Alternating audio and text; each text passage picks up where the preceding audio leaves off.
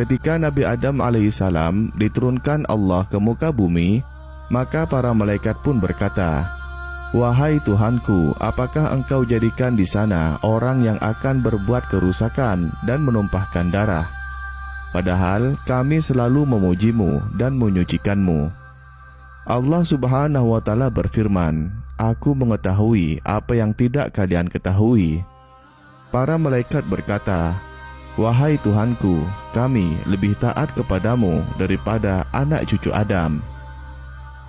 Allah Subhanahu wa Ta'ala kemudian berkata kepada malaikat, "Bawakan kemari 2 malaikat untuk kami turunkan ke bumi.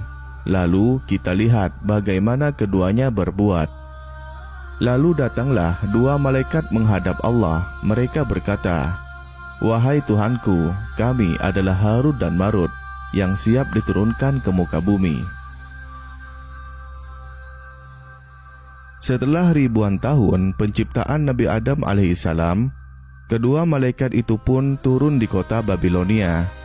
Ketika itu Babilonia berdiri megah dengan kejayaannya yang mempesona, namun juga tercela oleh praktek-praktek sihir yang merajalela.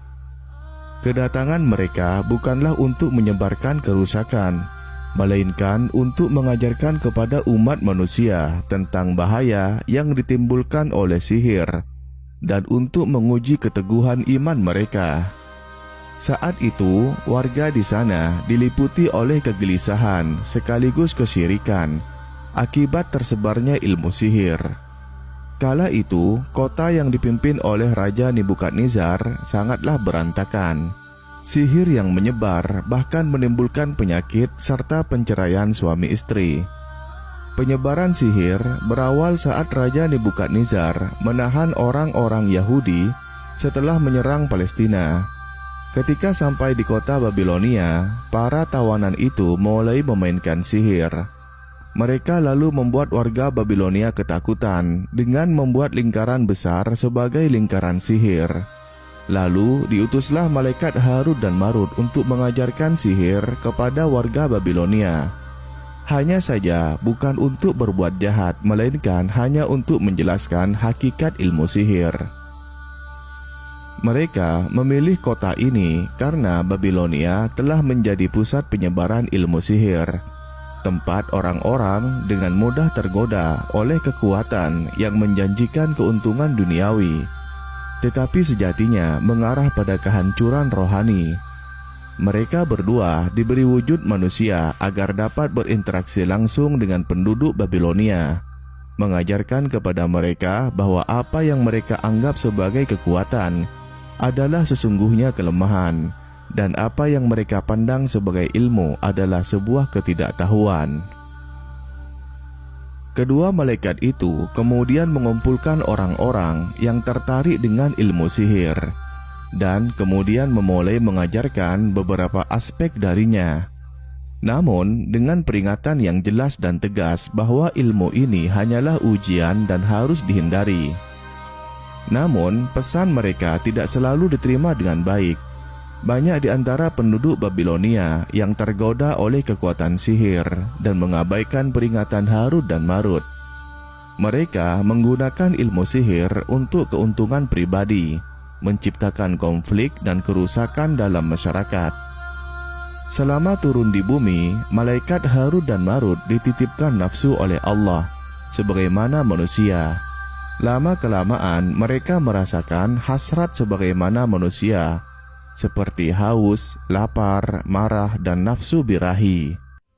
Konon selama beberapa bulan di bumi, Harut dan Marut tidak makan dan minum, karena memang sifat malaikat tidak butuh makan dan minum. Pada suatu hari, layaknya manusia, mulai tumbuh rasa cinta di hati Harut dan Marut. Dia bertemu dengan seorang perempuan paling cantik di kota Babilonia. Seorang wanita cantik jelita itu dari keturunan Parsi atau Iran, bernama Zahra, yang juga merupakan istri raja saat itu dan berdarah keturunan Qabil, anak Nabi Adam yang cantik, datang menghampiri kedua malaikat tersebut. Zahrah memikat hati siapa saja yang memandangnya, termasuk dua malaikat itu, Harut dan Marut, yang merasakan debaran tidak biasa ketika bertemu dengannya. Harut dalam kebingungan dan keheranan bertanya kepada Marut, "Wahai saudaraku Marut, apakah kamu merasakan apa yang aku rasakan? Perasaan cinta dan hasrat kepada wanita yang baru saja kita temui." Marut mengakui, "Benar, aku juga merasakan apa yang kamu rasakan." Zahrah menyadari bahwa Harut dan Marut bukanlah manusia biasa dan memiliki pengetahuan rahasia. Tertarik untuk mempelajari Asma'ullah Al-A'zam, yaitu nama-nama Allah yang agung, yang mana dengan kalimat-kalimat rahasia tersebut, Harut dan Marut bisa pergi ke langit di sore harinya. Dia bersedia melakukan apapun untuk mempelajari rahasia tersebut dan kemudian mengundang mereka berdua ke dalam istananya. Setelah sampai di istana, Harut dan Marut mencoba merayu Zahrah untuk berhubungan, tetapi dia menolak. Zahrah mengajukan 3 syarat jika ia mau berhubungan dengannya. Pertama, mereka harus mengucapkan kata syirik kepada Allah, tapi Harut dan Marut menolaknya. Kedua, mereka harus membunuh seorang anak. Harut dan Marut juga menolaknya karena dosanya yang sangat besar. Terakhir, yang ketiga, Zahrah mengajukan syarat bahwa mereka harus minum arak yang disajikannya. Mereka pun mau meminumnya karena dianggap dosa kecil. Setelah meminum arak, mereka berdua hilang kesadaran akibat mabuk dan terlibat dalam hubungan zina dengan Zahrah dalam keadaan mabuk. Kejadian ini kepergok oleh suami Zahrah. Mereka berdua pun kemudian membunuh suaminya. Tindakan ini merupakan dosa besar yang mereka lakukan karena pengaruh minuman keras. Dalam keadaan mabuk itu, Zahrah mendengar Asma'ullah Al-A'zam dari Harut dan Marut.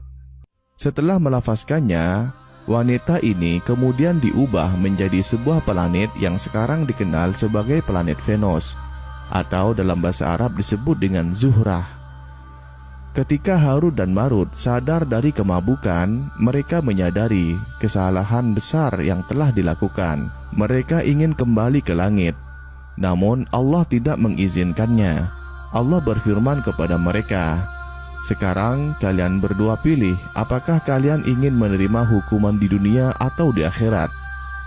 Keduanya memilih untuk menerima hukuman di dunia karena hukuman di dunia memiliki akhir, sedangkan hukuman akhirat tidak berakhir. Sikap Harut dan Marut ini berbeda dengan sikap iblis yang memilih untuk menunda hukuman di dunia karena enggan bersujud kepada Nabi Adam alaihissalam. Iblis lebih memilih hukuman di akhirat. Kemudian Allah menempatkan Harut dan Marut di menara Babilonia, dihukum dengan posisi terikat, kepala ke bawah dan kaki ke atas. Dalam riwayat Al-Hakim dalam kitab Al-Mustadrak, dan ia mensahihkannya, Harut dan Marut sendirilah yang meminta kepada Allah agar diturunkan ke bumi untuk melakukan peradilan di antara manusia. Ketika sore tiba, keduanya membaca kalimat-kalimat sehingga bisa naik ke atas langit. Namun patut diperhatikan, sebagian besar kisah Harut dan Marut tersebut berdasarkan riwayat Israiliyat, kisah yang beredar tentang keduanya, bahwa mereka adalah malaikat yang dihukum oleh Allah, kemudian mereka melakukan zina, mabuk, dan membunuh. Semuanya itu merupakan kisah Israiliyat yang tidak boleh diyakini. Ini merupakan pandangan Imam Ibnu Katsir dalam kitabnya. Senada dengan pendapat Imam Ibnu Katsir, Imam As-Sadi juga mengatakan bahwa semua kisah tersebut adalah kisah Israiliyat. Beliau mengatakan, semua kisah Harut dan Marut selain yang ada dalam surah Al-Baqarah ayat 102 berasal dari Israiliyat. Semua kisah itu dibantah secara umum oleh dalil-dalil tentang maksumnya sifat malaikat. Berkenan dengan tujuan utama Harut dan Marut turun ke dunia, Imam Al-Qurtubi dalam tafsirnya mengatakan, bahwa mereka merupakan dua malaikat yang menjelaskan bahaya sihir sebagai ujian fitnah bagi manusia. Dan bagi Allah, lanjut Al-Qurtubi, sangat berhak untuk menguji hambanya, sebagaimana dia telah menguji Raja Tolut. Namun perlu dipahami, meskipun Harut dan Marut mengajarkan hakikat sihir, bukan berarti sihir dibolehkan. Karena sihir pada saat itu diajarkan sebagai ujian dan dengan tujuan agar dihindari, tidak boleh diamalkan. Imam At-Tabari berkata, mengetahui ilmu sihir itu tidak berdosa, sama seperti tidak berdosanya seseorang yang melihat cara membuat minuman keras dan memahat patung. Letak dosa itu manakala ia mengamalkan dan mempraktekannya. Sahabat Al-Hikayah yang dirahmati Allah, itulah kisah singkat tentang Harut dan Marut. Semoga kita semua dapat mengambil hikmah dan pelajaran dari kisah singkat ini. Wallahu a'lam bishawab. Wassalamualaikum warahmatullahi wabarakatuh.